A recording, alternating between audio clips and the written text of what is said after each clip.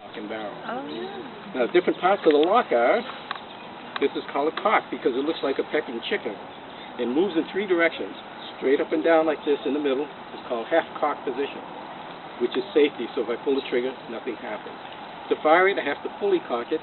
Then when I pull the trigger, it snaps all the way forward. This is called a hammer of steel. This moves in two directions, open and close. So when the flint strikes that creates a spark. Now just below it is a small pan. It's called a priming pan. And I know it's hard to see, but just beyond the priming pan is a small hole that communicates with the main barrel, which is called a touch hole. This is called a hammer stall, which protects that. This is called a sight, not an aiming sight, but that's for locking onto a bayonet. This is called a ramrod.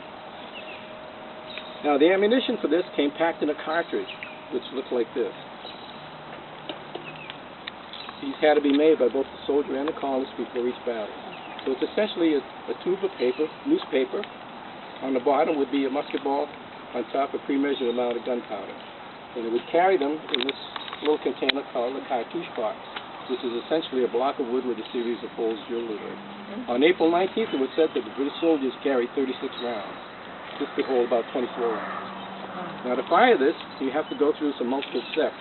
First thing you do, put it in half-cock position, open up the hammer steel, take the cartridge out, tear it, put a small amount of gunpowder into the priming pan, shut this, cast the musket about, pour the remaining powder down the barrel, take out the ramrod,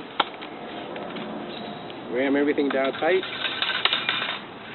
and put this back. Very important that you put this back, because if somebody is chasing you and you leave this on the ground, what are you left with?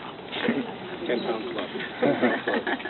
So after you go through all this, people always ask, well, how fast can you use to shoot this thing? British soldiers are expected to fire about once every 16 seconds or so. I am not going to fire it every 16 seconds. We do it for safety. All right. Now, do you think this thing goes off every time you shoot? Pull it, especially on a day like today with rain and humidity. All right. So I can do what you call misfires. All right. Now, so I want you people to do for me is just say a prayer to the musket gods that this thing goes off, because I can have misfires, and if I get misfires, I don't want to hear you.